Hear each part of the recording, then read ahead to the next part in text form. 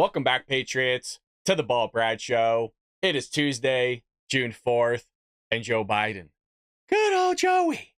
The geriatric, the puppet, the child sniffer, the guy that hits a golf ball backwards, falls up a flight of stairs, looks for dead people in the crowd, is conversing with dead people, sits there and takes photos with people at events that were never there in the first place. He's doing photo ops and taking pictures with people that weren't even in the same state. He falls off his bicycle standing stationary. He fights with his teleprompter every single day.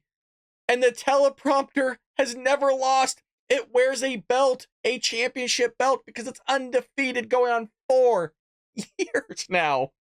Joe Biden is by far, not even close, the worst president in American history. Patriots, it's great being back with you on this fine Tuesday morning. And while we're doing a little bit of show prep, we got good old Joey here, all deranged, not having a damn clue what's going on. And quite frankly, it's a little hard to watch this one. Check this out.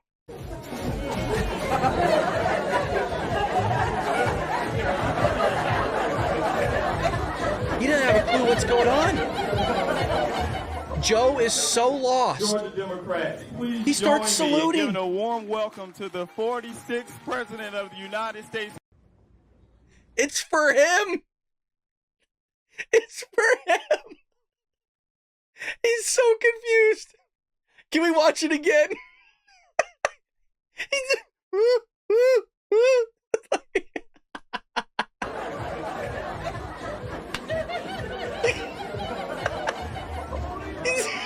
Georgia Democrats, please join me in giving a warm welcome to the 46th President of the United States.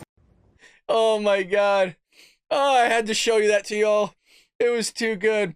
Well, something else that I saw. I don't know how happy you guys are going to be about this one.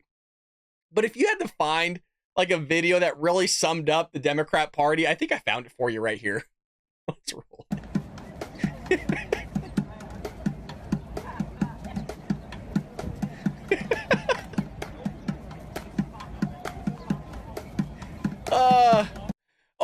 Only in Democrat areas, folks. Only in Democrat cities.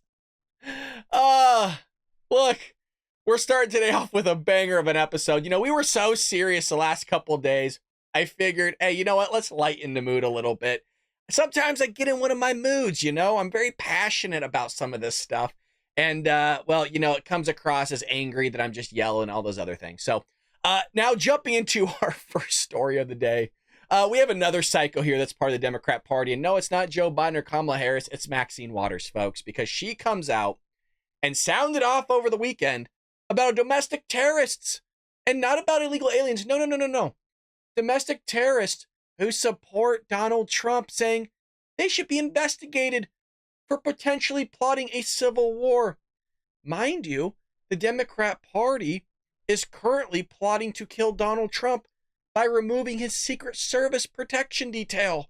Not just around him right now, but if he ever gets put in prison as well. How do you think that one's going to work out? So here's the psycho, Maxine Waters, calling all of you and I terrorists. Here we go. I am going to spend some time with the criminal justice system, with the justice system, asking them, tell us what's going on with the domestic terrorists. Are they preparing a civil war against us? Should we be concerned about our safety? What is he doing with this divisive language? It is dangerous, and we're going to have to make sure that we understand that we're not at risk with this man talking in the way that he's doing. Says the lady, and we actually covered it in my book, but we've also covered it in the past, where she tells people to go after Donald Trump supporters. If you see them at gas stations, if you see them at restaurants, get up in their faces.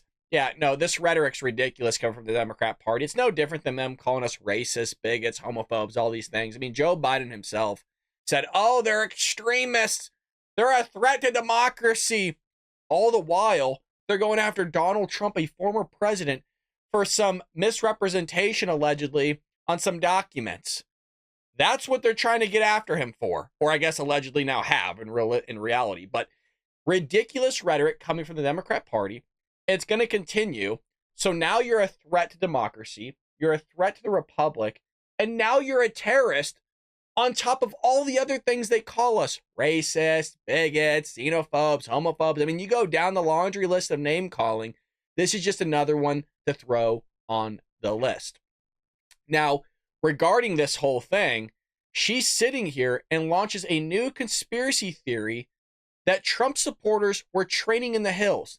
Now, we covered this already, but I love pulling up the receipts from prior episodes just to show you how insane some of these people are, and we're supposed to take them all seriously. This is a man who we'd better be careful about. And I tell you what I'm going to do. I'm going to ask the Justice Department and I'm going to ask the president to tell us what they're going to do to protect this country against violence if he loses. I want to know about all of those right-wing organizations that he's connected with, who are training up in the hills somewhere and targeting, what communities they're going to attack. This is a man who we'd better be careful about. And I tell you what I'm going to do. I'm going to ask the Justice Department.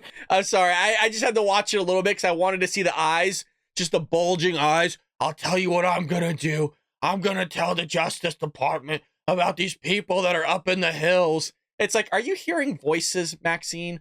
Are you so off your rocker like Joe that you don't have a damn clue what's going on? And I just find it insane that she's going to talk about rhetoric and violence and extremism and domestic terrorism, and that the rhetoric's not right, that what these people are saying is violence, and they're always preaching about violence or some other crazy crap. Well, here she is again, what we were talking about earlier.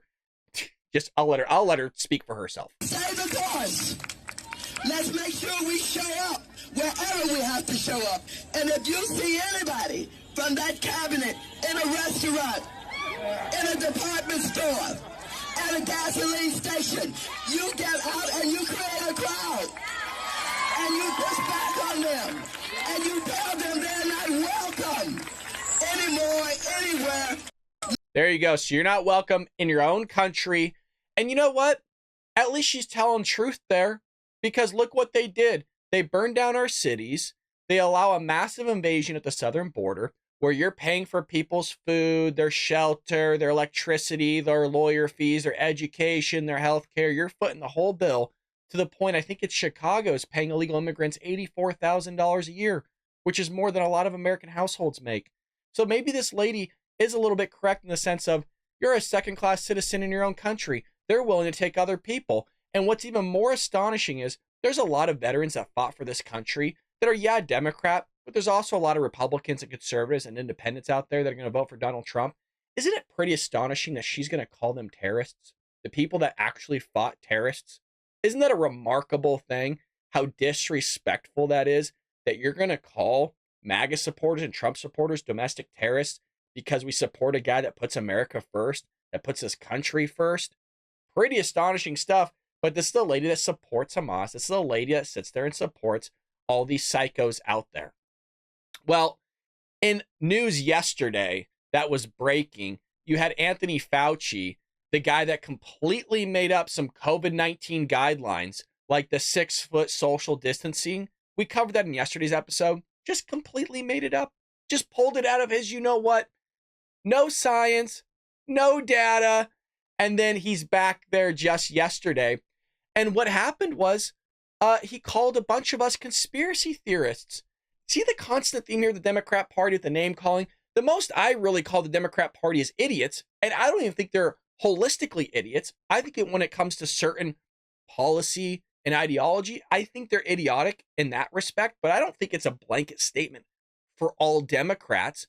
When I'm talking about Democrats, I'm talking about the ones that are left, not the ones that are centrist, right? Not the ones like kind of in the middle that actually have their head on straight. I'm talking about the ones that love illegal immigration, the ones that love crime, the ones that love the fentanyl pouring across the border, the ones that love transing your kids and giving them hormone enhancements and puberty blockers. Those psychos, I think, are idiots. So here's Anthony Fauci calling all of us that do podcasts and those that listen to podcasts just conspiracy theorists. We're just all idiots, but yet we so happen to be right on a lot of things, including election fraud and, I don't know, COVID-19. Here he is. I think the American public should listen to America's brightest and best doctors and scientists, or instead listen to podcasters, conspiracy theorists, and unhinged Facebook memes? No, listening to people who you just described is going to do nothing but harm people because they will deprive themselves of life-saving interventions, which has happened. And you know, some have done studies. Peter Hotez has done an analysis of this and shows that in people who refuse to get vaccinated for any variety of reasons, probably responsible for an additional 200,000 to 300,000 deaths in this country. Thank you, sir, and your entire team for saying. There it is. Because you didn't get vaccinated, you're responsible for killing 200 to 300,000 additional people. Isn't that just lovely? From a guy that sat there and lied to our faces, not just about social distancing, but told us to follow the science, follow the data. You should listen to me. He ended up being wrong. He was a reed in the wind, going back and forth. Oh, you need a mask. Well, you don't need a mask. You need 2 masks. You need 1 shot. Oh, now you need a booster. If you get the shot, you're not going to sit there and be able to give other people COVID. All these lies. And now we're supposed to listen to this guy. Truly remarkable time that we're living in on all fronts regarding COVID-19, regarding the invasion, regarding the Biden administration gaslighting us. Well, you have Marjorie Taylor Greene here stepping up, and she does cuss, so cover those kids' headphones or ears, whatever they have on their head. Regarding COVID-19 and Anthony Fauci, here we go. In that room? No, absolutely not. I mean, everything I said is correct. It's how the American people feel. It's what we know to be a fact. It's all the evidence has been proven true. We have Jamie Raskin in there accusing us of worshiping Trump. Worshiping as a convicted felon. He is a convicted felon. Well, yeah, so is George Floyd and everybody, and you all too.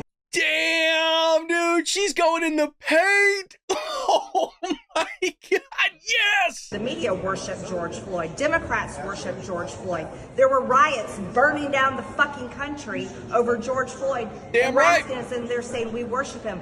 Excuse me, let me correct you, and this is really important. I don't worship, I worship God. God. Hell yeah, you go, Marjorie. That a girl, baby. Woo! And Jesus is my savior. I don't worship President Trump. And I'm really sick and tired of the bullshit annex I have to deal with constantly from the Democrats. So that's what we just went through. Hell yeah, dude. I'm loving this. It's the first time I'm seeing it. I'm loving this. And then they're sitting there. They can attack my character all day long. What's his face in there? Whoever was talking last was calling me insane. But yet we can't say, oh, they're attacking my character. Oh no, it's nonstop BS and annex. You want to know why? The Democrats don't have anything. They're responsible for the lockdowns, forced vaccination.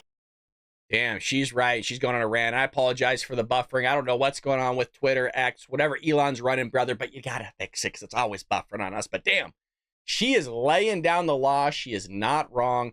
I don't agree with a lot of things Marjorie Taylor Greene says because I do think the rhetoric there's a little bit too strong. I think, and, I should work on my rhetoric as well. It comes off across very strong. And I know a lot of you know that. And that's why we're trying to bring the show down a little bit today. We're trying to work on ourselves here. It's Pride Month, okay? We got to work on ourselves. We got to bring it all in. So Marjorie, at the end of the day, she is correct what she's saying here. I do think some of the things she does and says are a little far out there, but I still like her nonetheless in a big, broad viewpoint. Well, as always, we keep you up to date on illegal immigration, and the Biden administration is attempting to look like it's getting tough on the border, folks. Election season's coming up. Joe Biden has to make it seem like he's doing something. Well, behind the scenes, it's operating a program of mass amnesty for migrants. So right now, you're getting BS'd all across mainstream media, which you'll see in one moment, of Joe Biden about to utilize executive action, or at least that's the rumor going around in the White House and Capitol Hill and DC right now that we're hearing behind the scenes.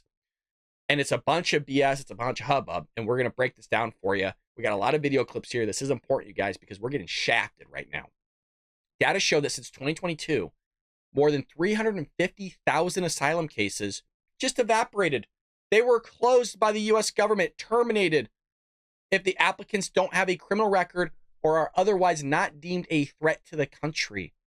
This means that while migrants are not granted or denied asylum, their cases are just gone, terminated without a decision on the merits of their asylum claim. They are removed from the legal system and get this, no longer required to check in with authorities. The move allows them to legally, indefinitely roam around the United States without fear of deportation, effectively letting them slip through the cracks. Should we be surprised? Look at this. Free to go. Look at that graph for y'all. Granted asylum's in green. Ordered removed is in blue. And just look at that number. 149,000 plus in red. God, who was president in 2021, 2022, and 20? Oh, it's Joe Biden.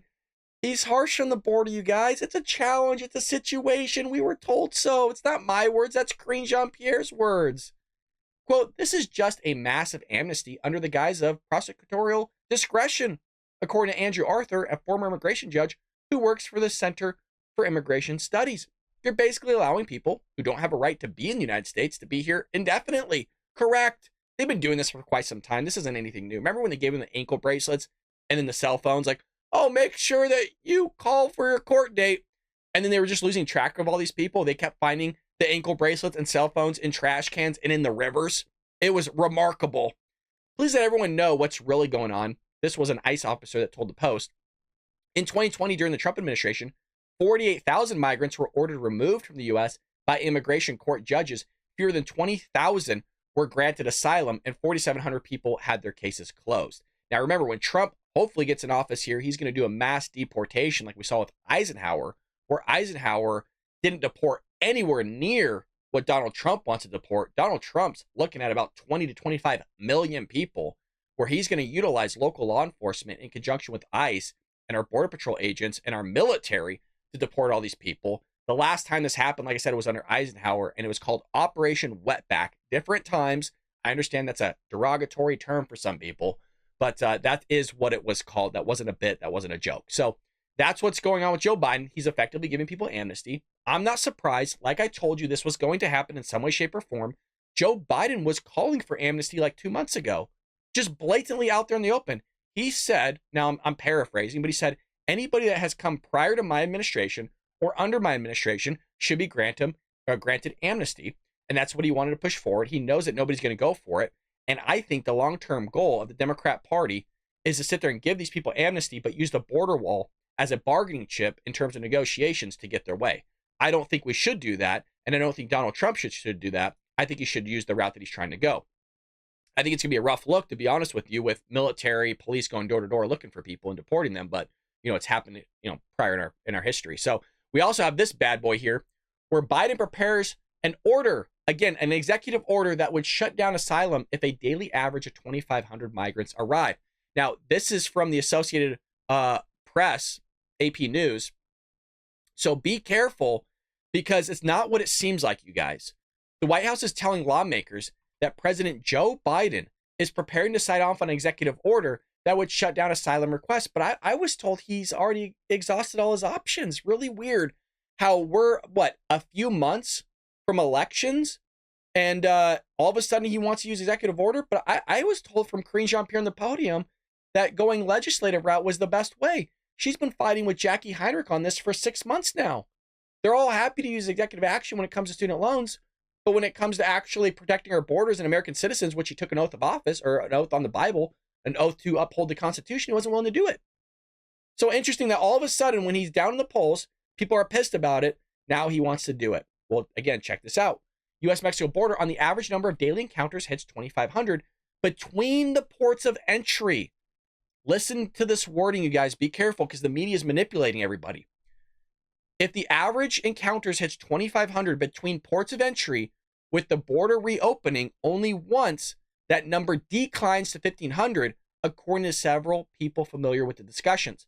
So it's only in specific sectors that they're going to look at this. Meaning, once they're going to shut down the border, but that's only at ports of entry. When they hit 2,500, it goes down to 1,500.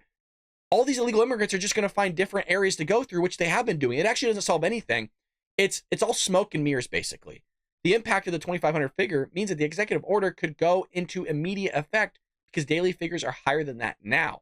The Democratic president is expected to unveil these actions, his most aggressive unilateral move yet to control the numbers at the border. Well, we got a lot of video clips on this regarding the actual border itself. Here we have this clip. Biden to announce executive action on the border. Let's roll it.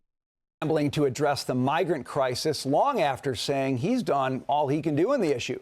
President granting permits to several border towns today to, quote, expand and continue to maintain crossings, whatever that means. While the administration is set to announce executive action for the border by tomorrow, limiting asylum claims. An estimated 5 million illegal immigrants have now crossed the southwest border during Biden's What an insane number. presidency, as former President Trump declares the border a day one priority. Now I'm going to do the big deportation, the biggest ever. Eisenhower did the biggest. This will be bigger. But it's a very tough thing. What they've done to our country is unthinkable, that they could do this. And so many other things. I mean, like you go into New York, the kids can't have Little League games anymore.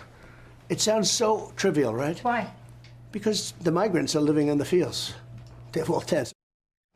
They couldn't go to school either because the immigrants are using the gymnasium and the school itself as a place to sleep. Yeah, we all saw that. Oh, you got to go to remote learning. So now you're kids and you get affected by this illegal immigration that's taking place at our southern border. National Border Patrol Council Vice President Art Del Cueto joins us Watch now. this. Art, would you please untangle for me what Biden is talking about? Is anything he's proposing, these maintaining crossings or these new executive orders, will it do anything to stem the flow of illegal migrants? No.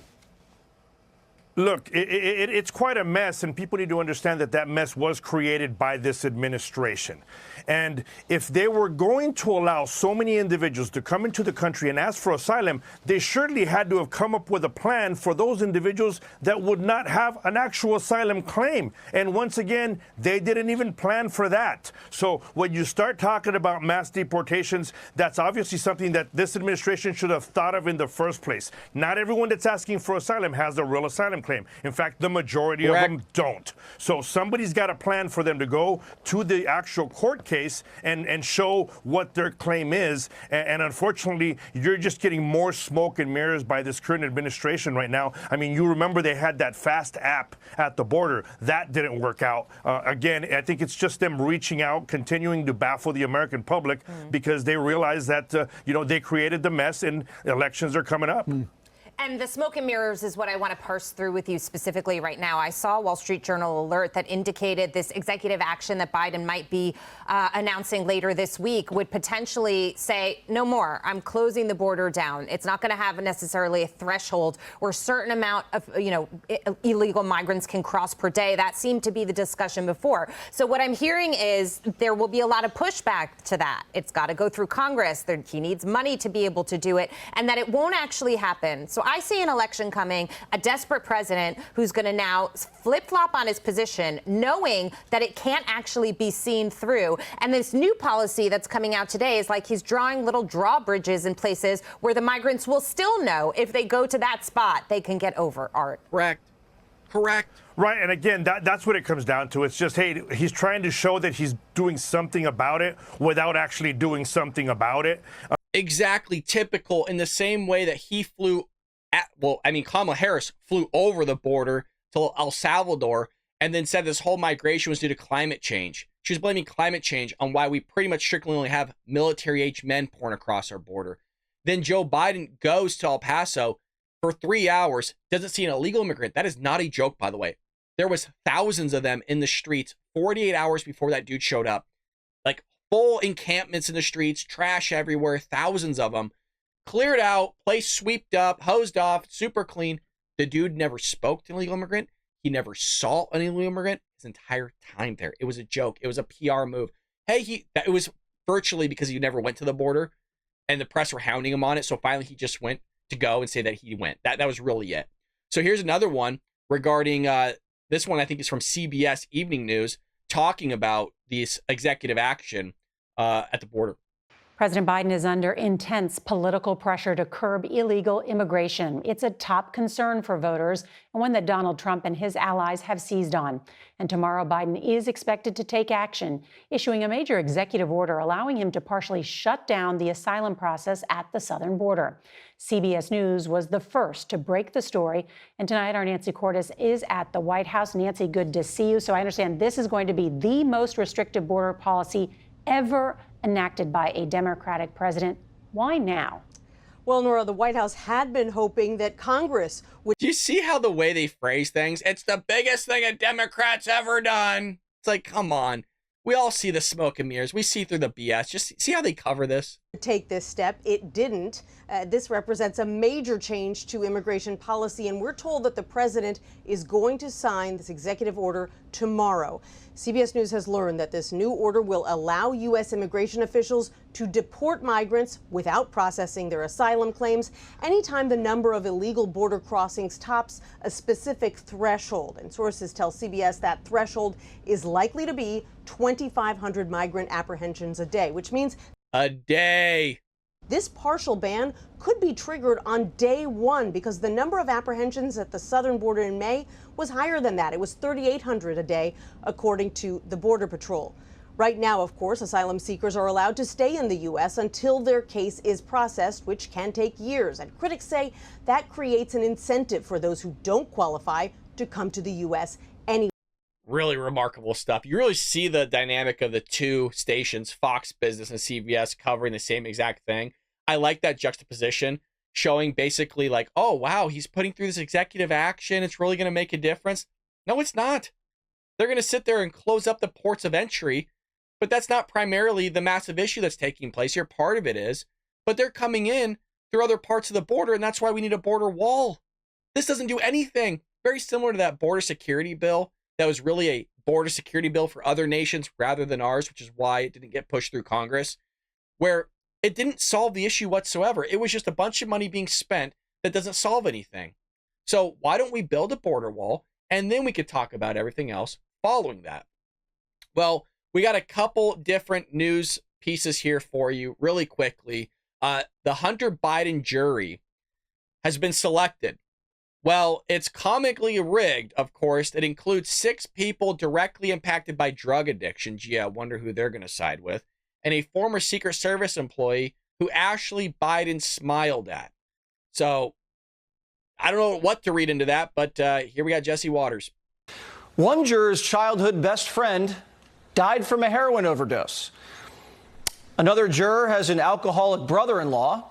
He called it a disease. Brother-in-law is now dead. One juror's dad was shot dead, and his brother was arrested for narcotics possession. Another juror pled guilty to a DUI. Another juror had an older brother addicted to PCP and heroin, but doesn't think people should own guns if they're addicted to drugs. Although another juror says weed's no big deal, and you should be able to buy a gun on it. And another juror worked for the Secret Service. Her husband still in the Secret Service. Ashley Biden reportedly smiling when she heard that. Oh, and there's an Obama donor as an alternate. News reports one jury. So, sounds like another rigged jury in favor of Hunter Biden, where Donald Trump doesn't pay a parking ticket on time. Grand jury. The thing is totally politicized. It's totally a hoax. It's a witch hunt. They convict a guy on 34 counts. Hillary Clinton does the exact same thing that we covered the other day, where she worked in conjunction with the DNC to pay over $1 million to a law firm to hire somebody else to cook up some story regarding Donald Trump. They misreported it. They reported it as legal research when it was supposed to be, legal services, when it was supposed to be reported as opposition research. Nothing happened to them. No trial, no grand jury. They were just slapped with an $8,000 fine. No big deal. Nothing to see here. She uses BleachBit. She has a server with classified information at her home and personal devices like cell phones. She uses BleachBit on that server, deletes a bunch of records, lies about it under oath, has her staff break a bunch of cell phones with hammers to cover up a bunch of stuff. Nothing happens to her. No grand jury, no trial, no felonies, even though the FBI director, James Comey, said she broke the law.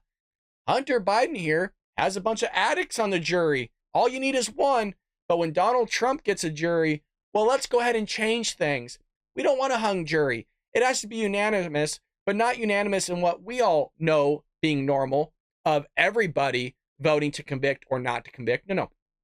We just need basically 4 here, 4 there, 4 there. And we don't need all of you to say that he's convicted or guilty. No. We just need maybe like a couple of you to say so so we could put him behind bars, lock him up, find the guy, ruin his life, label him a felon, and all these other things. He's not a felon. No. He's a damn patriot. He's a man that loves this country. Donald Trump loves this country. He puts America first, and time again, you see the Democrat Party does not put America first. But, with that being said, because of that verdict, you got ABC's Stephanopoulos issues another election warning after Trump verdict, ultimate stress test. So here's the fear-mongering. ABC host George Stephanopoulos issued another warning on Sunday about the 2024 presidential election and asked his viewers if they really wanted to be led by a convicted felon. He's not a felon. And you know what? I'm voting for Donald Trump. I voted for him in 2016. I voted for him in 2020. And damn right, I'm voting for him again in 2024. Look, none of this was going to change my opinion about the guy. I see what you're doing. We all see through the BS. And you're sitting there playing it off as if he's a felon. And when everybody else did the same thing he did, nothing happened to them. In 1774, John Adams said, representative government and trial by jury are the heart and lungs of liberty. 250 years later, the heart and lungs of liberty are facing what may be the ultimate stress test. No, I think the ultimate stress test was seeing the damage that the Democrat Party could do to the country and have been doing. A jury found Donald Trump guilty of all 34 accounts, which we said is absolute BS, of falsifying business records in Manhattan.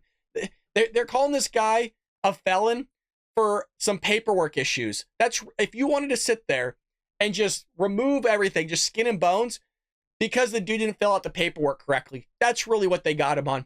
Truly an amazing thing. It's unbelievable. It's unbelievable. $130,000 compared to the Clinton campaign in 2016 in the DNC, over $1 million plus to make something up. It's been debunked. Unbelievable. While Stephanopoulos noted that other criminal cases against Trump had yet to be resolved, he told viewers, but for now, the New York jurors have already presented their fellow citizens with a choice. Do we want to be represented, to be led for the first time in history by a convicted felon? That answer will come in November. I would like to point out, and Benny Johnson mentioned this as well, basically everybody that signed the Declaration of Independence was a felon. We had prior presidents as felons. We had our founding fathers as felons. What they did was breaking the law. They put their life on the line. Some of them were actually in jail and ended up staying in jail. So this whole idea of like, well, it's the first time in history. No, it's not. But they're going to sit there and, mislead their viewers. And that's what they do. But don't worry. We're podcasters here. According to these nut jobs on the Democrat side of the aisle and Anthony Fauci, we're just giving you guys misinformation. We're just a bunch of conspiracy theorists. We're like Maxine Waters. We're a threat to democracy. You and I, we're terrorists all of a sudden now, you guys. We're racists. We're bigots. We're homophobes. We're all these things. It's so wild. And you notice it doesn't faze us. It's just like, because we know who we are, right? We're usually people of faith, right? I'm a Christian. We follow God. We follow Christ. Christ is king. Like, it doesn't faze us one bit. If anything, it's just funny because it's like, really? Like, that's the best you got? At some point, you know the old phrase that we grew up with, sticks and stones can break my bones, but words can never hurt me. That's basically what we're dealing with here. So it goes on here to say it's all too easy to fall into reflexive habits, to treat this as a normal campaign where both sides embrace the rule of law, where both sides are dedicated to a debate based on facts and peaceful transfer of power. But that is not what's happening this election year. Those bedrock tenets of democracy are being tested in a way we haven't seen since the Civil War.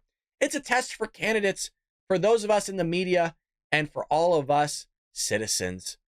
He warned that no other presidential candidate in history had faced a criminal trial and added, no American president has faced hundreds of millions of dollars of fines for business fraud, defamation, and sexual abuse. All fake, all made up. The justice system was weaponized by the Democrat Party, and this dude's okay with it, and so are a lot of other Democrats. And I keep saying this, and please take this with you. We're supposed to take all these people seriously, you guys. What you're going to see is all these people are going to come out of the woodworks again. Remember in 2016 and 2020, they all hopped on Facebook, Instagram, Twitter, all these places, right? Donald Trump's a racist. He's a bigot, all these things. Oh, you racist SOB, right? They're all on Facebook. They were all our friends too at one point. And then they found out we voted for Donald Trump. They no longer wanted to be our friends. They've been quiet for pretty much 4 years because their dude sucks in office. Like I said, for sure, I say he's the worst president in American history, easily the top 5. There's no doubt in my hand. I'd put my hand on a Bible. There's no doubt in my mind that Joe Biden is one of the top 5 worst presidents in American history, and Barack Obama's up there as well. Not just because they're recent, but because of their policies and what they've done to this country. There's people that want us to take them seriously. They're going to come out of the woodworks again. They've been quiet for 4 years, haven't said anything, and now all of a sudden, they're going to be holier than thou. The same people that told you all these things about COVID-19, oh my God, you got to get the jab, you're going to sit there and contract it, you're going to kill millions of people like Anthony Fauci did, right? If you didn't get the vaccine, you're responsible for 200,000 plus deaths, all these crazy things. These same people are like, follow the science, 6 feet social distancing, don't stand next to me. These people, yeah, they want us to take them seriously. Not going to. Not even going to listen to you because you're the nut job that voted for Joe Biden. Now, if you want to sit there and say, hey, you know what? I voted for Joe in 2020. I messed up. I'm actually voting for Trump in 2024. I'll have a conversation with you. Granted, I don't have a conversation even if you don't vote for Trump in 2024. But I'll listen to you and not think of you as that much of crazy. I'll still think you're a little bit crazy because you voted for Joe Biden in 2020. I voted for Donald Trump in 2020. I had my head on straight. I said this was going to happen. This was not a shock to me. It's frustrating that we have to all go through it, but, don't take these people seriously, folks. And you know what? Find out who you actually want to talk to, because a lot of it's just a waste of breath and a waste of time, where you can hang out with a patriot like us here on the show. We got a bunch of followers each and every day at 7 a.m. that are like-minded and actually care about you and care to listen to what you have to say, because you know what? You got your head on straight. And by the way, we got a lot of independents here that watch the show. We have more independents that actually watch the show than conservatives or Republicans. We love them. They get it. We can have a conversation with them. The Democrats, we love them too. But a lot of them don't have their head on straight. And I pray that they actually wake up one day and go, whoa, this is not good. Let's get a Republican to fix it. And if a Republican doesn't, I'm right there with you then. Cool. Vote his ass out of office. Get rid of the guy. Let's find somebody that wants to put America first. Let's find somebody that wants to fix the ish. Because at the end of the day, it's we the people that need to be represented by government. Wow. But we'll leave it there. We have a join tab right over here, 99 cents a month. We got a book, Trojan Horse, How the Left is Destroying America. We have a website, baldbrad.com. Go check it out. We got shirts, hoodies, mugs. We got a lot of merch. We don't make any profit off of it. It's just so you guys can sport the gear and swag out and have a nice cup of coffee every single morning or whatever it is you drink out of that mug. Lastly, just you supporting the show and watching. That's all we really care about here. Hanging out as a community of patriots, like-minded people in the live chat, in the mornings, in the comment section. Starting next week, we're going to try to go live every single morning over the summer. I'm going to try my best. Don't hold me to it. I'm going to try. I got to wake up at like 5 a.m. to do it. But I think it's going to be worth it because I get to hang out with all of you in the live chat and go over stuff in real time. It's basically not going to be anything different than what we're doing now, except you guys making me laugh in the live chat every single time because you guys are hilarious. But anywho, with that being said, watch our videos all the way through. That greatly supports us. Hit that like and subscribe button. Leave us a comment down below. It greatly, again, supports the channel. And folks, I'll see you tomorrow here on The Bald Brad Show.